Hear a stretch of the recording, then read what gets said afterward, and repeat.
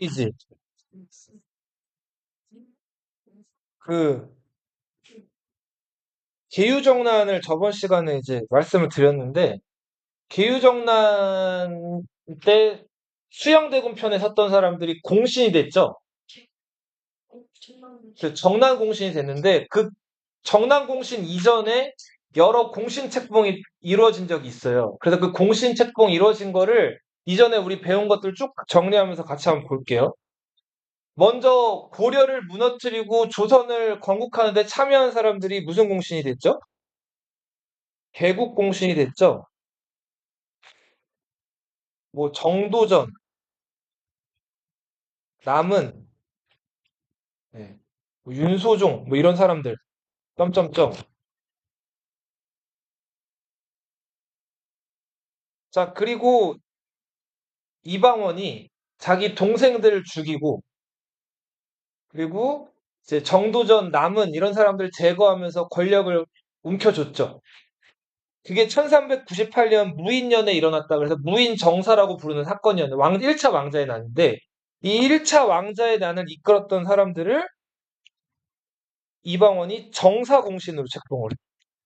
무슨 공신? 네, 무인정사를 이끌었던 사람이에요. 이방원의 오른팔, 하륜. 이 사람, 저 신촌, 무학으로 천도하자고 얘기했던 사람이죠. 기억나요? 네. 하륜. 그리고 이숙번, 이런 사람. 점점점 더 있죠. 민무구, 민무질, 그들도 여기 무인정사에 들어갔어요. 이때는 좋았죠. 자, 그리고 나서 이성계가 어떻게 보면은 강요나 압박에 못 이겨서 옥새를 자기 살아있는 큰아들 중에서 정종한테 이방구한테 넘겨줬죠. 자, 당시 정종은 아무래도 흉흉한 한양에서 개경으로 다시 돌아갔죠. 이때 이제 개경으로 돌아간 상황에서 이성계의 넷째 아들, 그러니까 방원의 바로 손위형이었던 이방간이 그 정사공신에서 2등으로 책봉된 박포가 그 방간에 접근을 하잖아요. 그 다음에 방간을 부추겨가지고 방간과 방원 간의 형제 간의 그 고륙상쟁이 벌어졌죠. 이게 몇 차? 2차 왕자의 난이죠. 2차의 왕자의 난을 진압하고 이방원을 새 자로 책봉시킨 다음에 태종으로 즉위시킨 그 공신들을 여기다 요거 파란색으로 이렇게 구분되게 좌명 공신이라고. 역시 아까 멤버 하륜, 이숙번 이런 사람들이 비슷하게 다시 들어갑니다. 이방원 측에 섰던 사람들. 자, 태종이 즉위하고 나서 개경에서 즉위한 다음에 아무래도 개경은 고려 수도니까 다시 한양으로 돌아오는데 경복궁으로 돌아오기는 껄끄러웠죠. 그래서 궁궐을 새로 하나 짓는데 그 궁궐이 무슨 궁궐이었어요? 창덕궁을 지었죠, 태종 이방원이. 자, 창덕궁을 짓고 나서 한양으로 돌아오게 됐어요. 자, 돌아오고 나서 굉장히 또 가슴 아프고 좀 안 좋았던 사람이 이성계죠. 이성계가 사냥 간다는 거 핑계대고 자기 예전에 군대 일으켰던 함흥으로 몰래 쏙 들어가 버렸죠. 이성계가, 태조가 함흥으로 갔어요. 이거 아닌데? 그리고 이때 신덕왕후 강씨 쪽에 인척이었던 조사이라는 사람이 이성계에게 접근해가지고 아들이랑 아버지 사이를 또 막 이간질해서 결국 이성계가 함흥에서 군대를 일으켰어요. 이게 조사이의 난이에요. 이때 이방원이 아버지 보고 돌아오세요, 돌아오세요 하고 사람들을 보내는데 돌아간 사람마다 돌아왔어요? 못 돌아왔어요? 못 돌아왔죠? 이성계가 다 죽였으니까. 함흥 사살하고. 자, 우리 이방원 때 정치적인 그 색깔을 한마디로 요약을 하면 뭐예요? 왕권 강화죠. 왕권 강화 차원에서 공신들이 가지고 있던 사병을 다 어떻게 해버렸죠? 없애버렸죠. 이걸 정치적인 용어로 혁파라고 부른다 그랬어요. 이방원이 또 가장 경기를 일으켰던 안 좋아하던 자기 부인 원경홍후 민씨 집안의 그 처남들을 다 제거했죠. 그죠? 민무, 구, 민무질, 민무휼, 민무회 형제들을 다 제거했죠. 그리고 여기 안 써 있는 거 몇 가지만 더 쓰면 그 주민들을 통제해서 세금을 잘 거두기 위해서 호패법이라는 걸 실시했어요. 이 호패는 지금으로 치면 주민등록증이라고 그랬죠. 자, 그리고 사간원이라고 해서 왕권을 견제할 만한 기구인데 이 기구를 독립을 시켰다 그랬어요. 사관원 독립.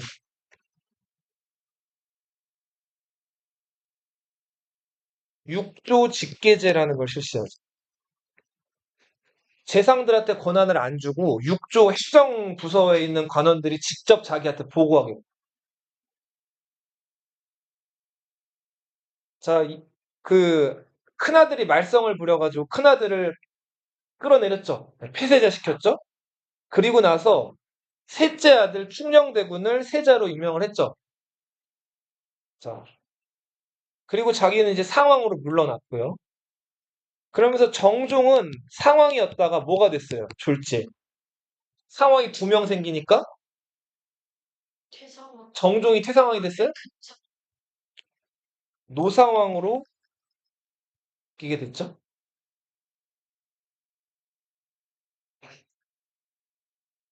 그리고 정종이 죽고 나서 얼마 안 있다가 세종이 자기 아버지 이 방원 태종을 태상왕으로 높이게 되죠. 자, 세종 때로 가보세요.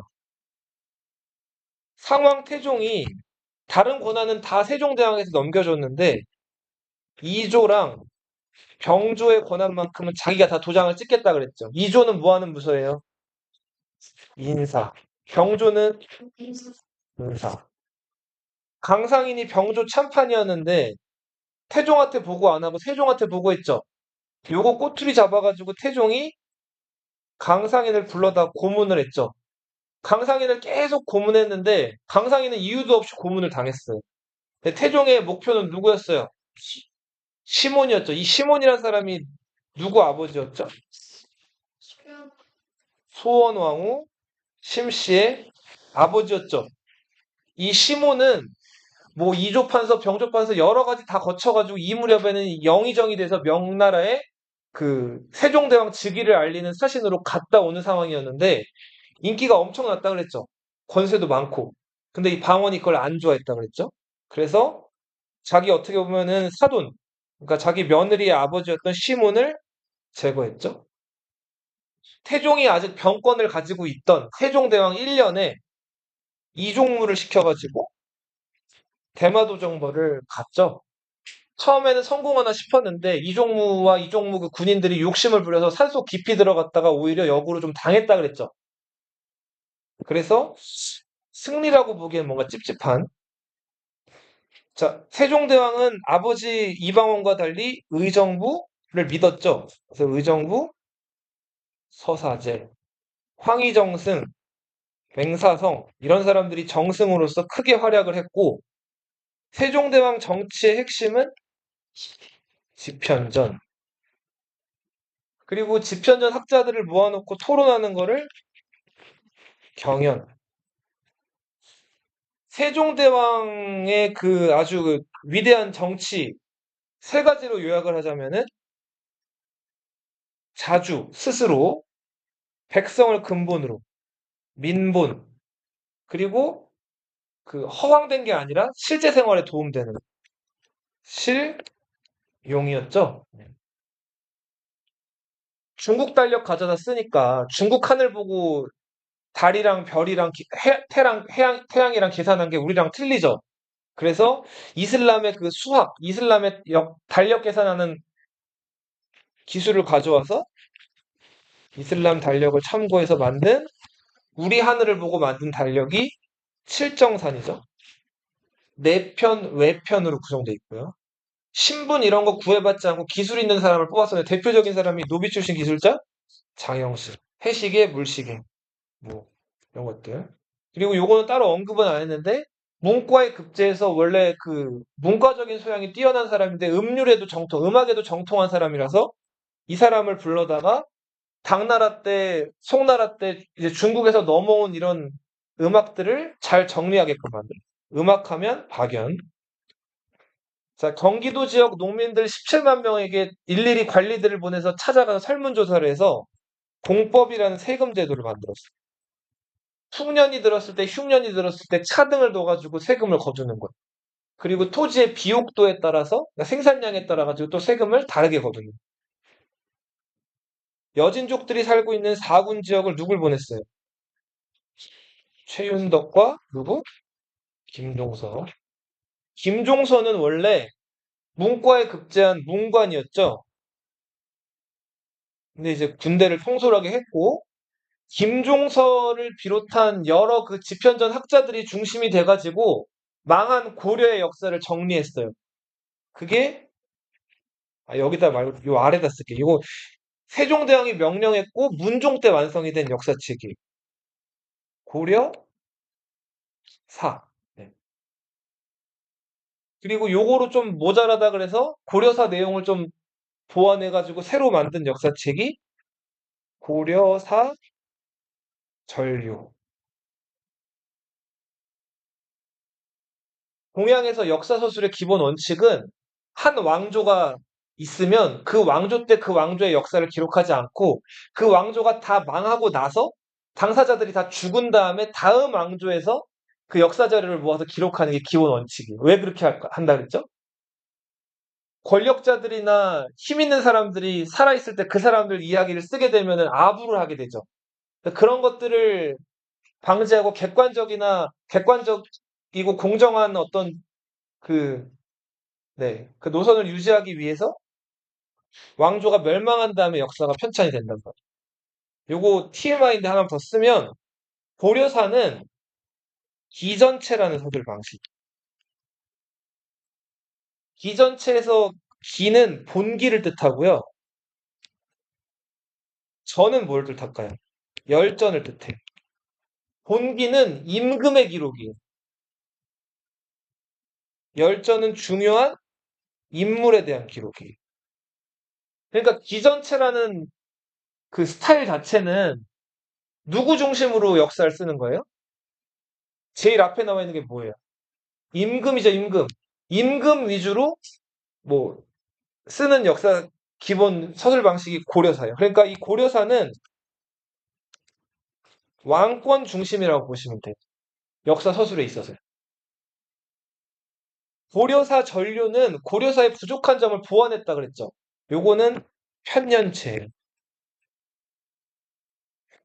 몇 년, 몇 월, 며칠, 날짜별로 일기처럼 계속 기록하는 거예요. 여기는 왕이나 어떤 그런 뭐 인물이나 이런 주체들을 중심으로 이렇게 모아가지고 기록을 한 게 아니라 그냥 어떻게 보면은 좀 건조하게 날짜별로 쭉 기록을 하는 거예요. 양이 어떨까요? 기전체에 비하면. 엄청 많겠죠? 그죠? 그리고 왕이나 이 어떤 특정 인물을 콕 집어가지고 기록하는 게 아니기 때문에 좀 더 중립적이고 객관적이란 말이에요. 좀 더 신권 중심적인 역사책이다. 조선왕조 실록은 무슨 체죠? 몇 년, 몇 월, 며칠, 편년체, 편년체. 나중에 알아두세요. 삼국사기는 무슨 체라 그랬죠? 기전체. 그, 김유신 열전, 그리고 뭐, 유리왕 봉기, 그렇게 나온단 말이에요. 본기 열전 이렇게 나온다고. 유사는 뭐 어떻게 쓰죠? 삼국사기는 몇 년, 몇 월, 며칠, 편년체로 써요. 그리고 삼국 유사에 플러스 하나 더 덧붙이자면은, 뭐, 그냥 잡스러운 이야기를 다 실어놨다 그랬죠. 불교 관련된 것들. 야사체라 그랬죠? 네. 알아주세요. 이제 막 귀가 조금씩 뚫리기 시작하면은 아주 좋아요. 베스트. 네, 좋네요. 네. 자, 그리고 세종대왕이 훈민정음을 창제했죠. 집현전 학자들이 반대를 했기 때문에 아들들, 그죠? 문종, 그리고 수양, 안평, 뭐 이명, 이런 자식들이 훈민정음 창제를 아마 주도했을 것이다. 그 증거로 수양대군이 부처의 일대기였던 석보상절을 한글로 간행해서 인수하는데 주도적이었다. 수양대군이 불심이 되게 깊었다 그랬죠? 삼강 행실도. 행실은 행동한다는 거고 삼강이 뭘까요? 삼강. 자, 여기 보세요. 쓸게요. 삼강과 오륜이라는 게 있어요. 이거는 공자, 맹자, 그 유교에서 제일 강조하는 8가지 덕목이에요. 유교. 그러니까 유교 중에서도 조선이 이제 제일 최고로 여겼던 학문은 무슨 학? 성리학이죠. 고려 말기에 들어온 성리학. 삼강, 분위, 신강.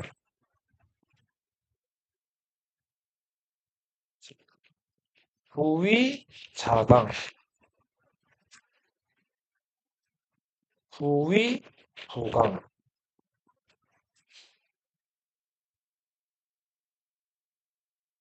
자, 이 강은 뭐냐면 너희 그 물고기 잡는 그물 본 적 있어요? 그물? 그물이 이렇게 넓은데 그물 딱 던진 다음에 요 그물 건질 때 요걸 이렇게 쭉 오므리는 그 오므리는 부분을 별이라고 하거든요. 뭐라고 한다고요? 별이. 그 별이가 뭔가 물건에서 중요한 부분을 표현할 때 그 별이라고 옛날 사람들은 표현을 했어요. 자, 군주는 신하의 별이가 돼야 된다. 별이가 된다는 거예요. 그러니까 지금 군신 간의 관계죠. 부위 자강. 여기서는 부자죠. 부모 자식 관계죠. 부부는 남편과 아내 관계죠. 그죠? 자, 이 군신 간의 신하가 그러니까 군주를 따라가야 된다는 얘기인데 여기서 강조되는 덕목은 한 글자로 하면 뭐예요? 충이죠, 충. 군위신강이 상징하는 건 충이에요, 충. 부위자강. 그러니까, 그쵸. 아버지와 아들 간의 관계에서 효가 강조되죠. 그리고 부부간에는, 부부간에, 얘도 맞아요. 근데 복종을 해야 돼. 맞아. 근데 누가 누구한테 복종해? 요즘 기준을 생각하면 안 돼요. 아내가 남편한테 복종을 해야 돼. 네, 그거를 뭐라고 하죠? 열이라고 해요, 열. 네, 열. 이걸 이제 행위로 옮기게 되면은 충성을 다한다라고 하죠. 그죠? 효를 다하는 거를 효도라고 하죠. 열을 다한다. 그런 여자들을 열녀라고 합니다. 열녀. 열남은 없어요. 네. 여자가 남자한테 충성하는 거. 이게 유교적인 부부관이에요. 그 세종대왕 때 만들어진 삼강의 실도는 이 삼강을 잘 행위에 옮긴 사람들을 기념하기 위해서 백성들한테 삼강을 알리려고 만든 책이에요. 백성들이 글을 모르니까 그림을 섞어 만든 책이에요. 삼강의 필도는 글씨만 적혀있다 그림책이다? 그림책이다. 충신, 효자, 연료의 이야기를 그린 그림책이다. 오륜도 써볼게요. 부자, 유친. 부자 간의 관계죠? 친해야 된다. 사이 좋아야 된다. 이게 인을 뜻해, 인. 어질인. 네. 군신, 유의. 자, 군주와 신하 간에는 의리, 오름, 그런 것들이 있어요. 의의를 뜻하죠. 부부, 유별. 부부 간에는 구별이 있어야 된다. 이제 구별이 이제 그 좀 다르게 얘기하자면은 그거는 좀 다른 개념이고 부부 간에 선 넘지 말아야 된다는 거. 일정 선을 지켜야 된다는 거. 예절. 그렇죠. 이게 예예요.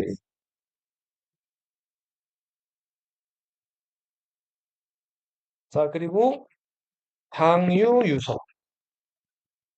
이게 뭐죠? 그러니까 이거 이 질을 상징해. 찬물도 위아래가 있다고 하죠. 어른 아이 있으면은 누가 먼저예요? 어른이 먼저고 어른이 공경받아야 된다는. 요즘은 그렇지 않죠? 근데 너희들 이제 그 부모님 밥 차려주면 너희 먼저 먹잖아요. 안 그러나? 엄마 기다려. 네. 그게 장이에요, 장. 순서, 질서. 네, 이런 거 아는 거에서 비롯되죠. 마지막, 오륜이니까 하나가 더 있어요.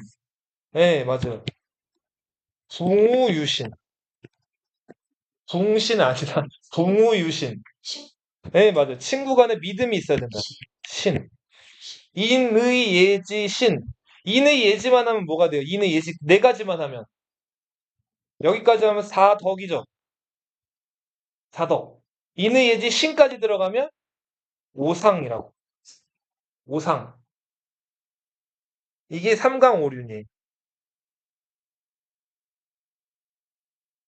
서양에서 기독교 성경이 있다면 성경이 절대적인 지침이라면 동양에서는 이 유교 성리학적인 질서 이 내용이 절대적입니다. 이걸 나타낸 책이 뭐 사서삼경, 뭐 논어, 맹자, 대학, 중용 이런 책들 있죠. 거기 이 내용들이 집약이 돼 있어요. 어떻게 해야 된다. 효도는 어떻게, 충성은 어떻게.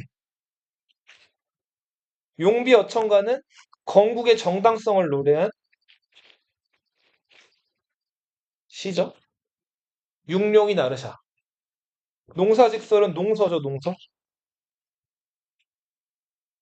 세종대왕 잘 못했던 거 건강관리 못했고 며느리 고르는 거 못했다. 나머지 다 잘했는데. 자, 세자빈 영거푸 두 번이나 패출이 되고 마지막으로 들인 여자 현덕왕후 권씨가 몸이 어땠어요?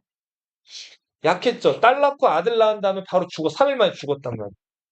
문종이 그때부터 순환을 겪죠. 세자 시절에 자기 부인이었던 세자빈이 죽어요. 현덕왕후 권씨가. 그리고 자기 동생이었던 광평이 어떻게 돼요? 죽죠. 생선가시 목에 걸려서. 그 다음에 바로 일곱째 동생이었던 평원대군이 또 죽죠. 그리고 또 이제 좀 몸 좀 추스릴만 하니까 누가 돌아가셨어요? 엄마가 돌아가셨죠. 3년상 마치고 나니까 누가 돌아가셨어요?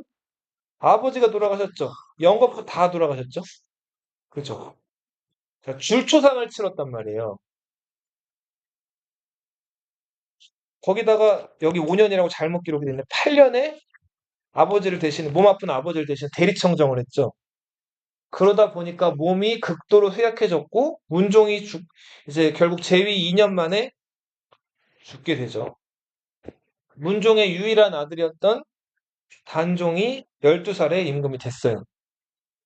자, 단종이 너무 어린데다가 할머니 돌아가셨죠. 엄마 돌아가셨는데 왕실에 큰어른이 없어가지고 당시 이제 단종을 보살펴 줄 만한 사람이 없었는데 정업원, 그 절에 들어가 있던 단종을 어렸을 때 젖을 먹였던 세종의 후궁 희빈 양씨가 정업원에서 나와가지고 마치 대비 행세를 했다 그랬죠.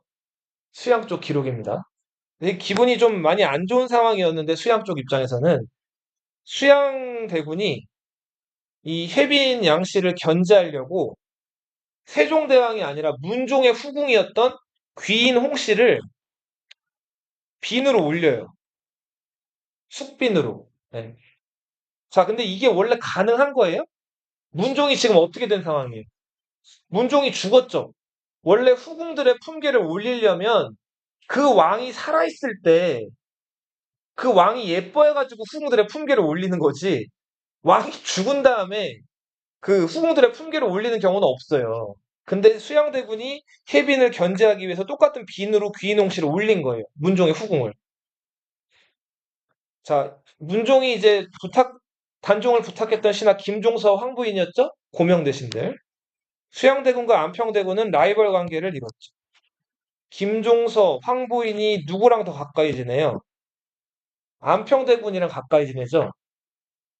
단종의 즉위를 알리는 고명사은사로 원래는 안평대군이 가려고 했고 안평대군의 책사였던 이현로도 그걸 밀었는데 누가 자청했어요. 내가 제일 지금 여기 왕실에서는 좀 큰 어른이고 내가 가야 된다라고 고집을 부려서 수양대군이 가게 되는데 김종서 아들 황보인 아들 데려갔다 그랬죠? 그리고 또 누구 데려갔다 그랬어요? 신숙주를 데려가면서 신숙주랑 아주 친해졌다 그랬죠? 자, 북이 오면 식을 때까지 집에 안 갔던 한객남, 권람, 칠삭동이 한명회. 그리고 과묵하면서 묵과에 급제했고 수도 한양 도성을 수비했던 홍달수.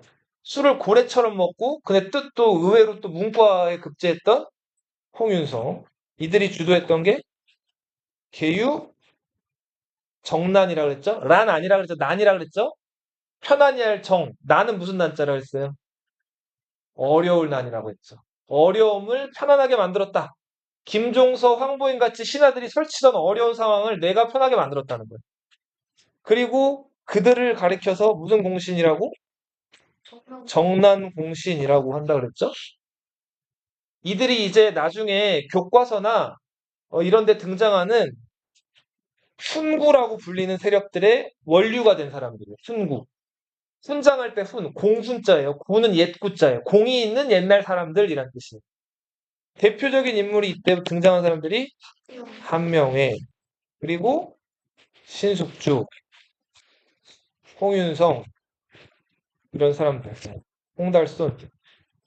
이 사람들은 뭘로 임명이 되냐면 그 공신으로 책봉돼서 땅도 많이 받은 것뿐만 아니라 부원군이 돼요. 부원군.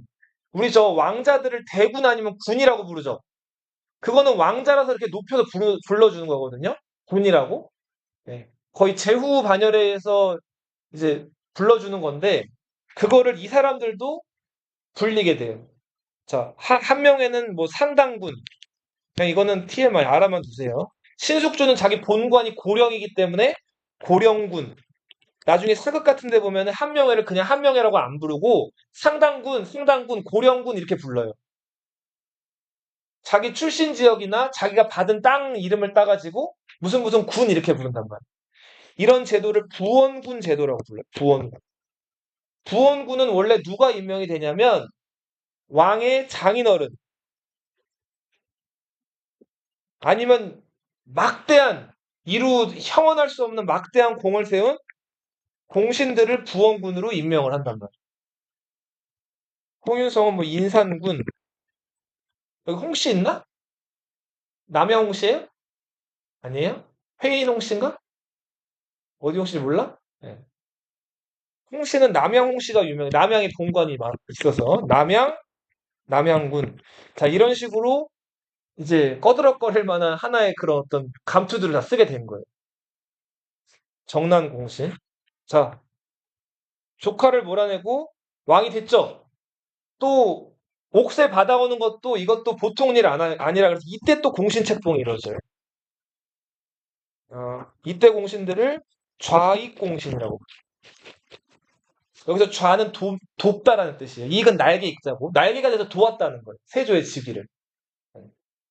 이 좌익공신으로 또 임명된 사람이 신숙주 한명회 같은 사람들. 1등 공신 책봉되면은 150개월을 받는다 그랬는데 150개월 1개월이 3,000평이니까 150개월이면은 45만 평이거든요. 자, 공신 한 번 되면 45만 평을 받는 거예요. 여의도 면적이 90만 평인데 45만 평이면은 여의도 반이죠. 근데 1등 공신 두 번 되면은 여의도를 하나를 받는 거예요. 여의도 가봤어요? 거기 사람이 걸어 다니려면 뭐 좁다 해도 넓죠. 그 땅을 한 명이 이제 개인적으로 받는 거예요. 근데 나중에 한 명에는 1등 공신만 몇 번을 한다? 네 번을 하게 돼요. 이 이후에도 또 아주 다이나믹한 일들이 많죠. 단종 복위 운동이 일어나는데 이때 성삼문, 박팽년 이런 무리들이 이제 다 제거가 됐죠. 그러면서 단종이 노산군으로 강등이 돼요. 어디로 유배 가요? 강원도 영월의 청령포로 유배 가요. 세조가 이제 꿈에서 현덕왕후 권씨를 봤다 그래요. 이 사람은 누구 엄마예요? 단종 엄마죠. 현덕왕후 권씨가 무섭게 세조를 꾸짖으면서 내 아들 왕에서 끌어내리고 너는 무사할 것 같고 너 자식은 무사할 것 같아? 이런 저주를 내렸다고도 하고 또 일설에 의하면 침을 뱉었다 그래 세조한테. 근데 세조가 그 침을 이제 흠뻑 맞았는데 그 침을 맞은 자리에 그때부터 세조가 뭐가 나기 시작했다 그래 봄에? 종기 피부병이 나기 시작했다 그래. 그래서 세조 관련된 야사나 에피소드를 보면은 그 세조가 실제로 실록에도 그 피부병 때문에 부스러운 피부병 때문에 고생을 엄청 하다가 죽어요. 이 당시 때는 뭐 피부병 나면은 염증을 치료할 만한 항생제나 이런 게 없으니까 옛날 사람들 보통 이렇게 피부병 나면은 어디 갔을까요? 치료받으러. 어? 집 가서 한의원? 짜? 짜는 거 짜는 건 최악의 경우에 거의 마지막에 이르렀을 때. 보통은 어떻게 할까요? 병. 냅두거나 온천에 가요. 그래서 온천 그 물이 좋다는 그런 인식들이 있어가지고 저희 충청도 온양이라는 데 들어봤어요? 온양 온천? 그래서 세조가 온양 온천 갔다는 기록이 많이 나와요. 아무튼 현덕원 권씨의 저주 때문인지 모르겠지만 단종이 노상군으로 강등돼서 영월로 유배간 지 얼마 안 돼가지고 세조의 20살짜리 아들, 19살짜리 아들이었던 누가 죽어요? 의경세자가 죽게 돼. 세조는 정의왕하고 윤씨와의 사이에서 두 아들이 있었다 그랬죠? 큰아들이 도원군, 둘째 아들이 해양군인데 도원군이 이제 아버지가 왕이 됐으니까 자기도 세자가 된 거예요. 그런데 얘가 죽는단 말이에요. 세조가 불같이 화를 냈다 그래요. 자기 아들이, 큰아들이 죽은 거에 대해서. 그래서 한 달 있다가 이 자기 아들 죽어서 홧김에 그런 건지 모르겠지만 유배가 있던 단종한테 단종이 죽게끔 만들죠. 실록에는 단종이 목을 매서 자살했다고 하는데 사약을 내렸다는 게 더 좀 역사학자들이 추측을 하는 바에 더 맞다 그랬죠. 아무튼 노상군이 유배지에서 목을 맸는지 사약을 받았는지 죽게 된답니다. 자, 12살 더 나이 많은 형이 죽으면서 당시 이제 8살이었던 해양대군이 세자가 된단 말이에요. 이 사람이 훗날 누구예요? 예종이에요.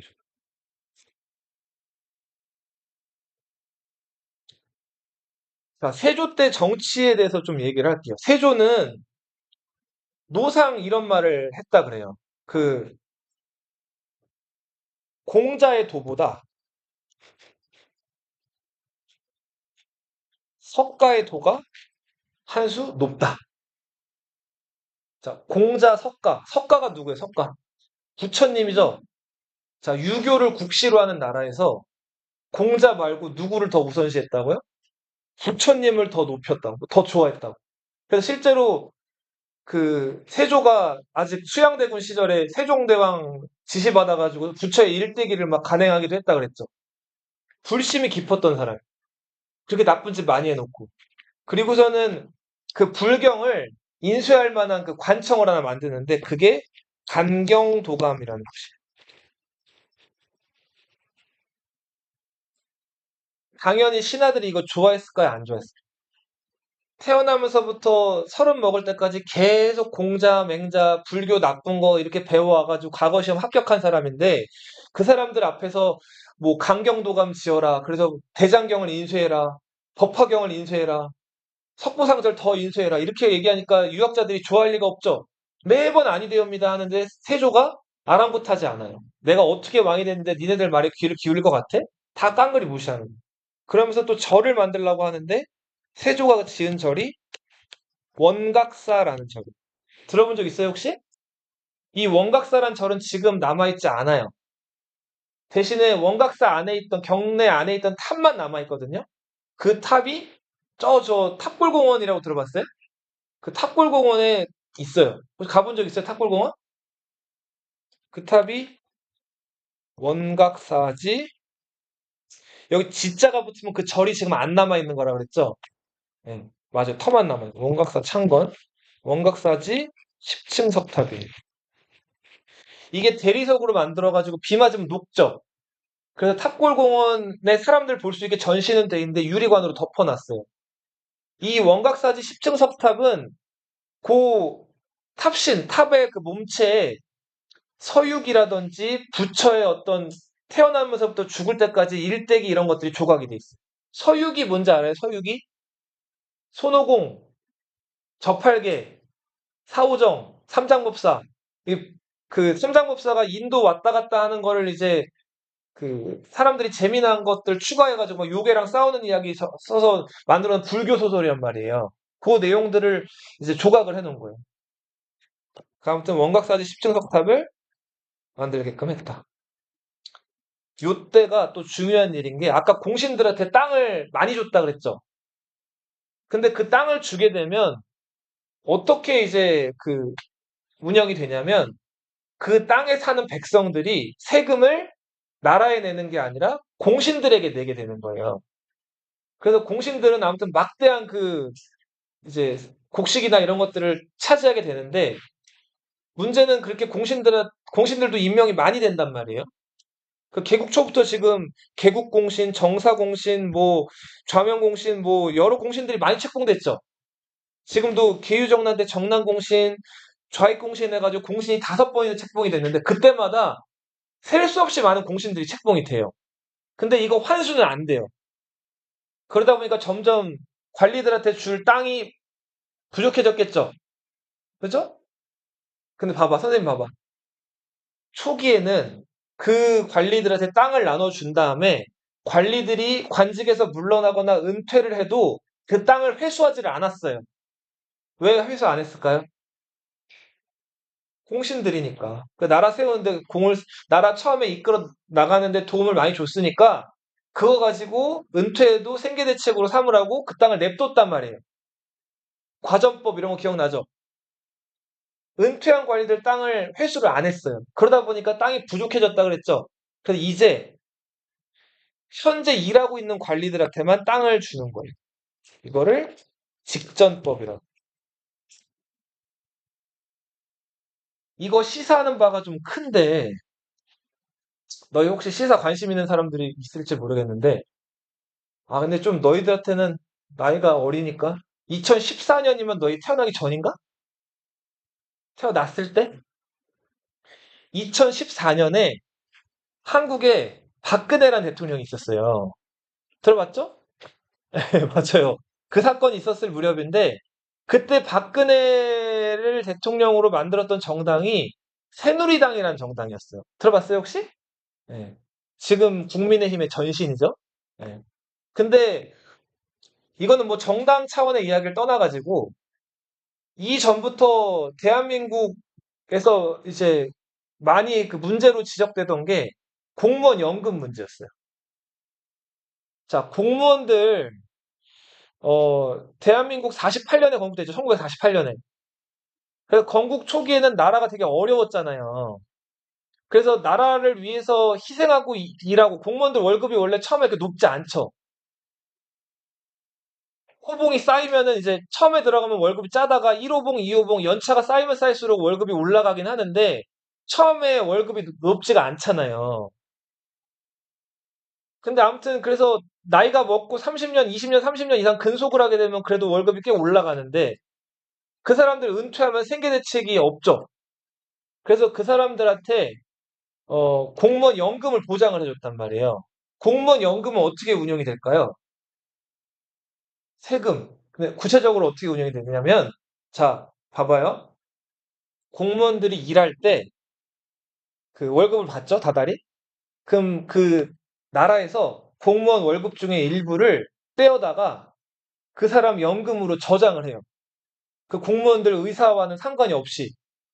그러면은 그 연금들을 이제 모으고 모으고 모아가지고 그 공무원이 이제 연금을 수령할 수 있는 기간이 아마 20년이에요. 그 20년이 지나가면은 나라가 이제 강제로 모아놓은 돈에다가 이자를 좀 덧붙여가지고 이제 은퇴한 사람에게 죽을 때까지 이걸 지급을 하는 거예요. 기금처럼. 근데 정년을 다 채우고 이제 은퇴한 사람들은 아무튼 그 자기가 부은 돈이 커지니까 연금 액수도 어떻게 돼요? 커지겠죠?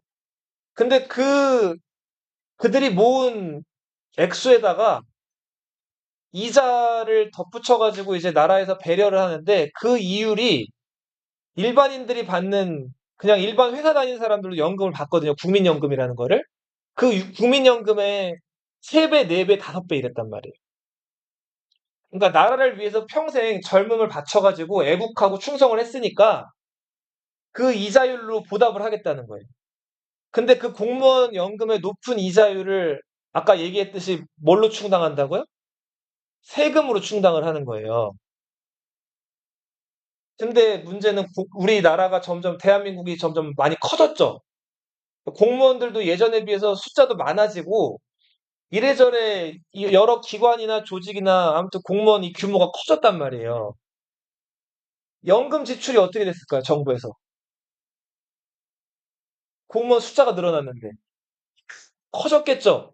근데 예전처럼 퍼주면 어떻게 돼요? 큰일 적죠. 나만 하는 게 없죠.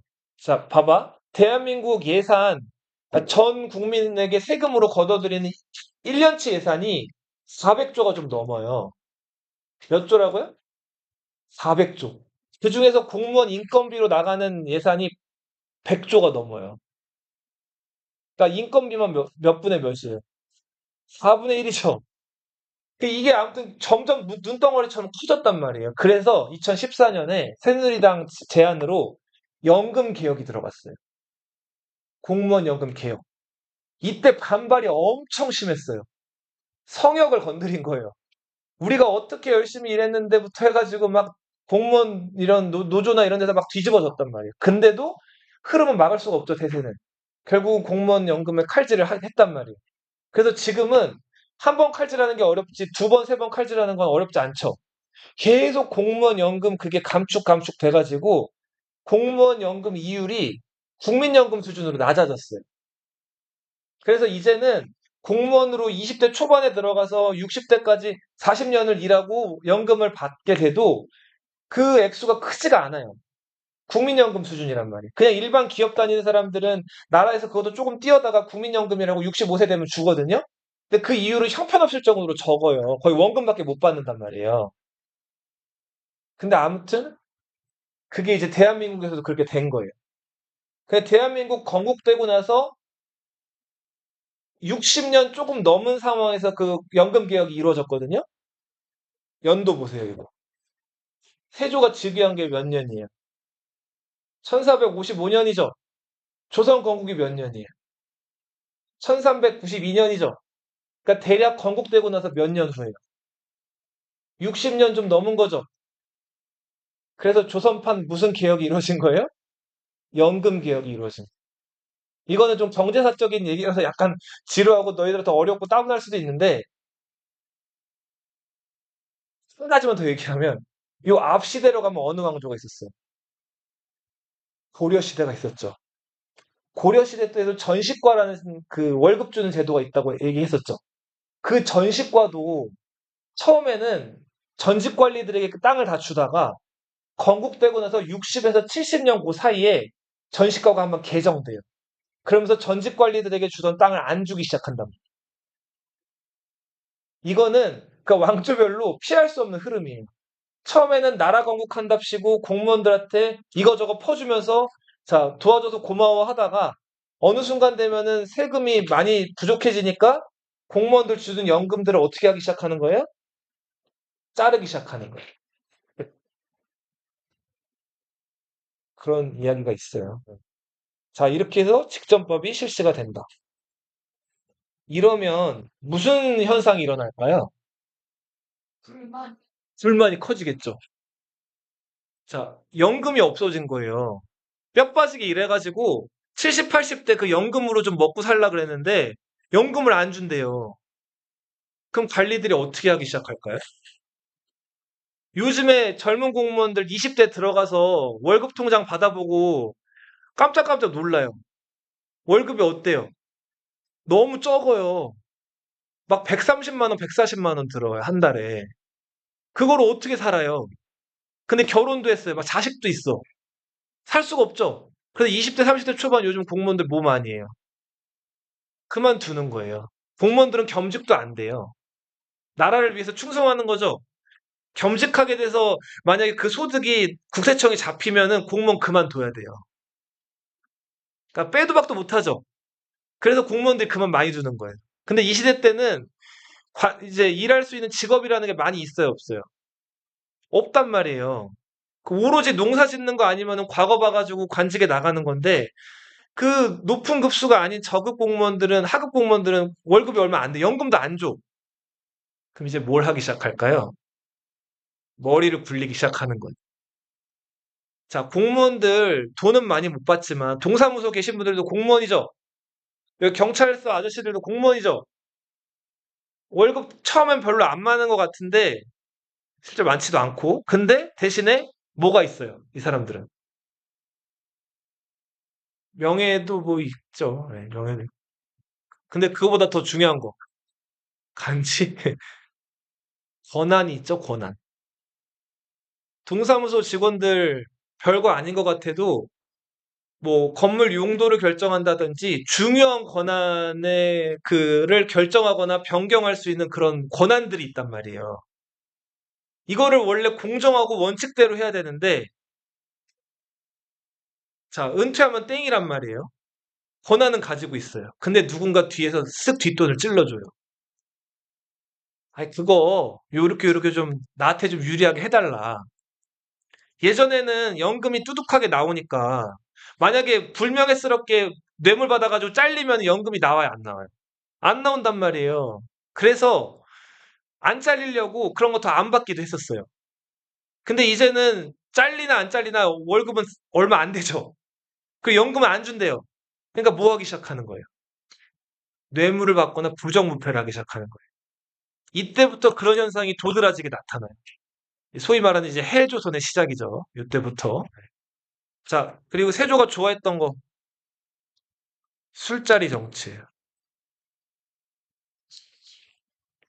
자, 여기 지금 너희들이 정난공신들이에요. 내가 세조예요. 불러요. 쭉 앉아요. 그러면 이제 왕이 앉았으니까 뭐 좋은 음식이랑 이렇게 나오겠죠. 그러면 이제 술잔을 돌려요. 자, 파도 타기 한번 하지? 자, 이렇게 해서 술잔을 채운 다음에 내가 마시면 뭐 시계 방향, 반시계 방향으로 돌아요. 다 원샷, 원샷, 원샷. 네.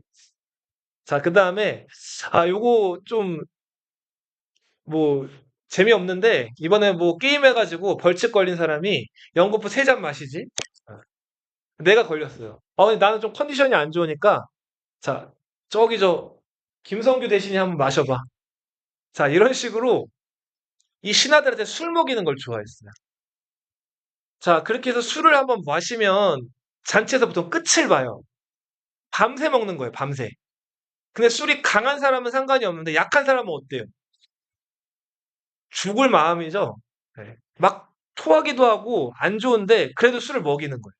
그럼 또 왕이 주는 술인데 거절할 수 있어요? 없죠. 그리고 술을 많이 마시다 보면 점점 뭐가 나와요? 그래서 평소에 안 하던 짓을 하죠. 그리고 불만이라든지 속마음들이 나타난다고. 대표적인 사람, 이 사람은 집현전 학사, 장원급제, 엘리트예요. 근데 원래는 수양대군 편이 아니었는데 수양대군 쪽에서 그 못된 짓 하고 나서 뭔가 인기 있는 사람 하나 끌어들여야겠죠. 그래서 끌어들인 사람이에요. 그래서 적극적으로 세조 또 의지에 맞춰가지고 세조한테 열심히 싸바싸바 했어요. 근데 이 사람 무슨 생각을 하는지 모르잖아요. 세조는 사람이. 또 똑똑한 학자고 이러니까 속마음이 궁금했던 거예요. 술을 많이 먹였어요.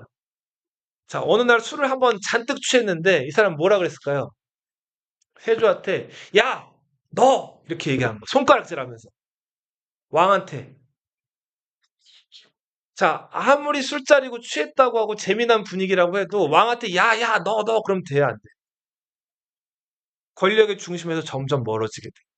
죽이진 않아요. 그죠? 신숙주. 이 사람도 정말 둘째가라면 서러울 정도로 천재고 학자예요.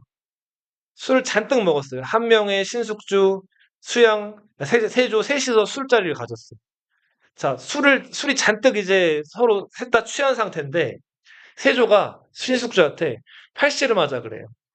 두 가지 버전이 있어요. 자, 팔씨름 하자 그랬는데, 세조가 평소에 활쏘기도 좋아하고 무예에 능하니까 힘이 셌단 말이에요. 근데 신숙주는 그런 사람이에요? 아니죠. 근데 신숙주가 머리가 좋죠. 자, 세조가 팔씨름 하자고 이렇게 팔 걷어붙인 다음에 손을 서로 이렇게 잡았는데, 잡자마자 넘긴 거예요, 이렇게. 힘을 주기도 전에 넘긴 거예요. 자, 왕 입장에서 어때요? 아유, 거기서 웃어요. 아, 내가 졌네. 근데 신하가 왕 이겨먹으면 왕은 기분 좋아요? 안 좋죠. 또 한 가지 버전. 세조가 힘이 세죠? 더, 신숙주보다. 근처로 가가지고, 일로 와봐. 그 다음에 뒤에서 신숙주 팔을 잡아 뒤에서 꺾었어요. 아팠겠죠? 자, 신숙주가 이제 아파가지고, 하고 있는데, 그렇게 아프면은 경위 한번 꺾어봐, 내 팔. 어. 아이, 왕신하 이런 거 신경 쓰지 말고 한번 꺾어봐. 신숙주가 술도 취했겠다. 기분이 좀 많이 나빴나 봐요. 세조 뒤로 돌아가서 세조 오른팔을 잡고 꺾었어요. 꺾었는데 세게 꺾은 거예요. 수영님 어떻게 했을까요? 아픈 거예요. 자, 그리고 나서 술자리 일이니까 별일 아닌 것처럼 치고 넘어가나 싶었는데, 자, 분위기가 좀 이상했어요. 그리고 그 자리에서 한 명이가 동석을 했는데 아무래도 분위기가 이상한 거예요. 자, 신숙주가 워낙 뛰어난 학자이기 때문에 그 책을 또 좋아하고, 그래서 술이 만취하더라도 신숙주는 자다가 또 술 취하면 사람이 깊이 못 잠들거든요. 깨면은 깬 대로 그 불을 켜놓고 책을 읽는다 그래요.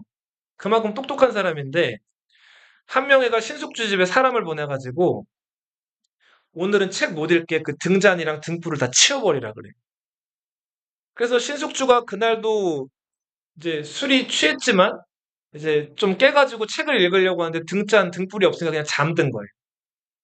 자, 그리고 나서 나중에 알아봤더니 세조가 신숙주 집에 사람을 보낸 거예요. 저 새끼 자나 안 자나. 저 술 진짜 취해가지고 내 팔 꺾은 건지 아니면 맨정신인데 내 팔 꺾은 건지 보려고 사람을 보낸 거예요.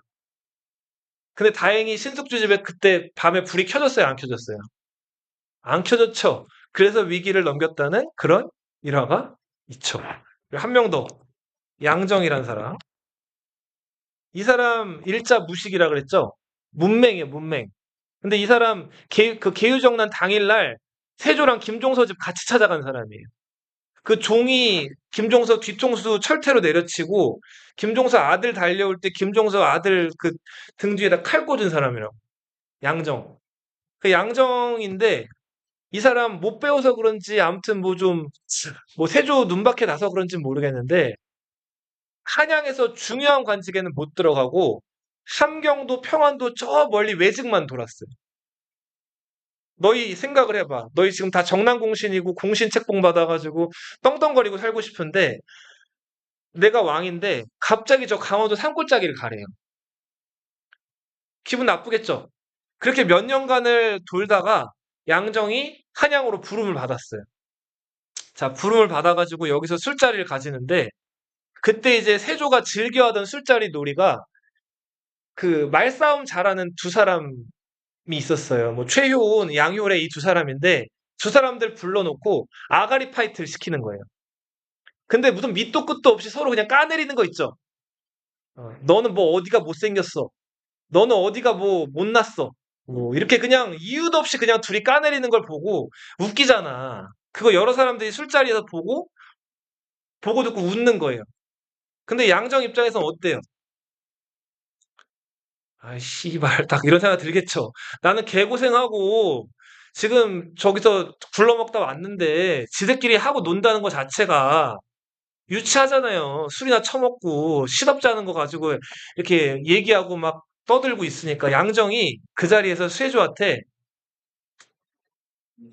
얘기를 하죠. 네. 세조가 그때 또 몸도 안 좋았어요. 그 부스럼 이런 게 많이 나가지고 집권 12년 차였는데 이제 그만 물러나시라고 얘기를 한 거예요. 자, 신하가 왕한테 은퇴해라 물러나라 얘기하면 돼요, 안 돼요? 세조가 그 자리에서 웃어 넘겼어요. 내가 좀 오래 했지. 이제 그만둬야지. 양정 말도 맞아. 근데 주변 신하들은 이때 가만히 있으면 잘못하면 다 죽어요. 그럼 어떻게 얘기해야 될까요? 양정 이 사람 미쳤습니다. 자, 저 사람 대역죄인입니다 하고 양정을 막 꾸짖었단 말이에요, 그 자리에서. 근데 양정은 얼굴 하나 변하지 않고 계속 세조한테 그럼 물러나시죠. 그래서 세조가 지금 물러나시겠다니까 얼른 그 옥새 이런 거 가져와 가지고 세자저한테 넘기셔야 됩니다. 뭐 이런 얘기까지 하게 된단 말이에요. 세조가 그날은 그렇게 넘겼는데 그 다음날 양정을 불러다가 목을 치죠. 네. 자, 요런 일들이 술자리에서 이루어졌다. 세조는 그 공신들이나 이런 사람들 속마음을 떠보기 위해서 술을 많이 먹이고 술자리 정치를 가졌다. 마지막으로 요 하나만 얘기할게요. 공신우대. 양정을 제외하고는 정난공신, 좌익공신 중에서 누구도 크게 처벌받은 사람이 없어요. 홍윤성이라는 사람 술 마시면 개 된다 그랬죠? 이 사람 별명이 살인마 정승이에요. 술 취하면은 종이든 누구든 사람 때려 죽이고 그리고 이 홍윤성이 온갖 나쁜 짓 하는데도 벌을 안 받으니까 홍윤성 집에 그 노비들이나 종들도 기가 살아가지고 똑같이 나쁜 짓들 했단 말이에요. 그래서 홍윤성한테 당했던 그 매 맞아 죽은 남자의 남편 윤덕령이란 여인이 세조한테 직접 세조가 온양온천 왔을 때 막 꽹과리 쳐가지고 나 억울합니다. 얘기 좀 들어주세요. 세조가 그래서 그 얘기 듣고 홍윤성의 종들을 처벌한 적도 있어요. 근데 홍윤성은 처벌했다 안 했다? 공신들은 건드리지 않아요. 왜 안 건드릴까요? 공신들 그래도 그죠. 이 사람들 나쁜 짓 하더라도 자기 아무튼 왕으로 만들어준 사람들이잖아요. 정작 어려울 때 내 편 될 사람들이라고 생각을 한 거예요. 그래서 이 사람들 잘못해도 웬만한 건 눈을 다 감아줬어요. 자, 이제 세조 이후의 시대, 예종의 시대를 할 텐데, 그거는 이제 다음 시간에 할게요. 네, 여기. 이시에라는 사람의 반란을 시작으로 새로운 공신들 등장하는 이야기. 네. 자, 여기까지 할게요.